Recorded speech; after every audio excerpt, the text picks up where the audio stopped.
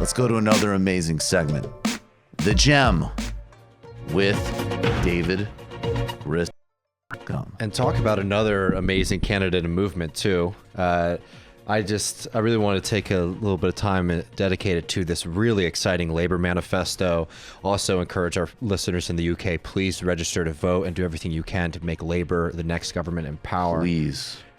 This is a really transformative plan, and we've seen so much cowardice for so many years from the Democratic Party of the United States and from the Labour Party before this massive swing of political activism and grassroots organizing that we've seen in the Labour Party. So I just wanted to hit real quick to start with the Green New Deal, which the manifesto starts with, and really emphasize that this is such an important part of the plan and is exactly the kind of thing that we need to be doing. I like this plan so much because it really recognizes that all the issues that we face very much are connected. So if we want to reduce our emissions and reduce the damage that our system is doing, we need to take our energy systems under our control. That's why the manifesto is going to democratize the water and energy systems in the UK and put those under democratic control, which is the only way that we're going to be able to implement the massive changes that we need to see across the UK, the United States, and the world. They're going to implement a new UK energy agency that will oversee and maintain the national grid infrastructure. They're going to create a national investment bank, which is going to be able to provide money to help people with this green transition. They're going to upgrade almost all of the UK's 27 million homes so that they're the highest energy efficiency standards. That will save people around £417 a year. This is going to be massively transformative for so many other people. And I also just want to hit real quick before we get onto the exciting stuff that they're doing with the economy in general. Nationalize the railways. Game changer. Absolutely needs Huge to happen. Game changer. And ensure that councils can take public ownership of bus networks. Really taking something that's been controlled by private interests that has destroyed the planet into public control. That's the way that we're going to be able to deal with the massive crises that we see. Now we're going to move into this really transformative part of the plan that I love. Is the way that they're talking about tackling inequality and really empowering the working class. What I love about this labor plan is that they really hit three things.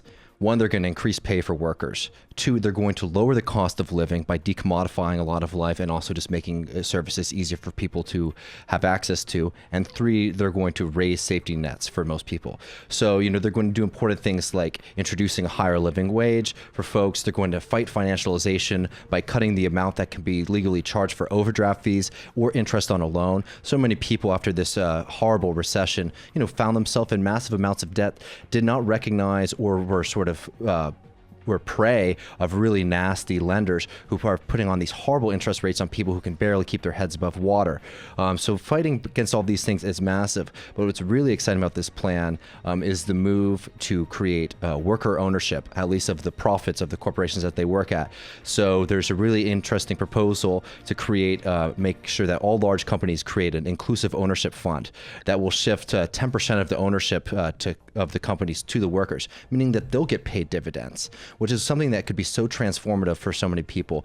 We talk a lot about the uncoupling of wages and profit, where dividend payments have just grown at such an exponential rate. What's going to shareholders, the amount of money that's going to shareholders has just increased so much across the UK and the United States.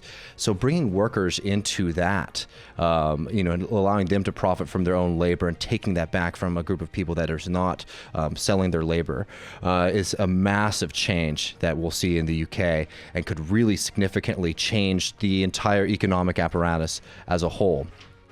Two, there's some really important structural changes that they're going to do. They're going to end miscategorization of workers. So basically all this nasty nonsense about making people independent contractors.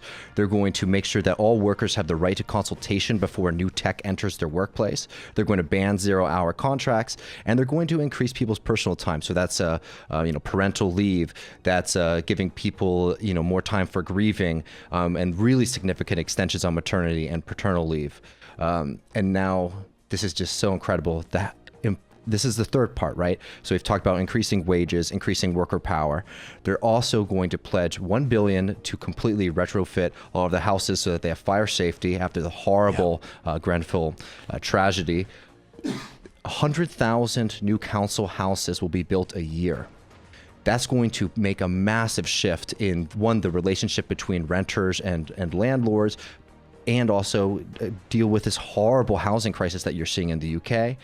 They're going to help ordinary people buy homes, and I love how they're going to fund this. They're going to do it by taxing international companies that buy housing in the United Kingdom. They're going to tax empty homes. They're going to fund renters' unions, implement rent controls, and introduce open-ended tenancies.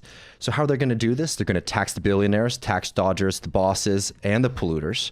And now there's been a big freak out. You see in the FT, new headlines, alarmed city and business leaders after Labor's new manifesto. That means that's a good manifesto. Yeah, exactly. They've been threatening that they're going to leave the UK, which is nonsense. McDonald had a good line on this, which is like, every time that we talk about making any kind of transformative change, we always get all this hot air from the business community. And once they see that they implement these policies, they're really popular and they work out, they're going to sit down and shut up, right? And lastly, Gary Young, also, I just want to quote him because he had a really phenomenal line too. When we're talking about these massive changes to the economy, everyone says, oh, well, what if this breaks the economy? And Gary Young said something I thought was so incredible. He says, when the fifth richest country in the world cannot feed its children, house its working poor, or treat it sick, its economy is already wrecked.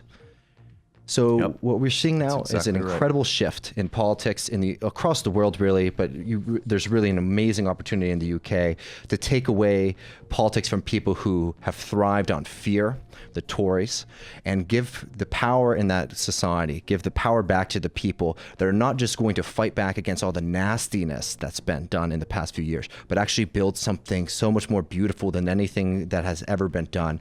100% support for the Labour Party. Really, this is an incredible opportunity. Do as much as you can to make sure that this is the next government and Jeremy Corbyn is the next Prime Minister of the United Kingdom.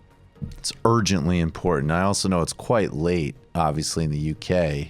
I guess actually the time is, I think it's actually probably already passed, so I'll forget that. But hopefully you've registered to vote. The deadline was midnight tonight.